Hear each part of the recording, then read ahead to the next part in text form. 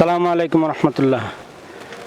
বইমেলাকে প্রাণবন্ত করতে আমরা সকল শ্রেণীর মানুষ, পাঠক পাঠিকা সকলেই বইমেলায় আসি, বই পড়ি এবং আদর্শ সমাজ গঠন ও বিনির্মাণে সহযোগিতা করি।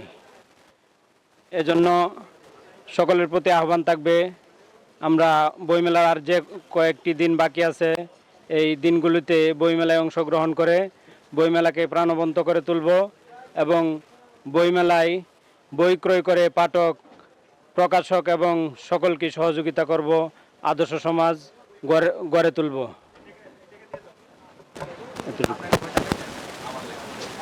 এই আমার অনুবাদকৃত প্রথম বই এই বইমেলায় এসেছে।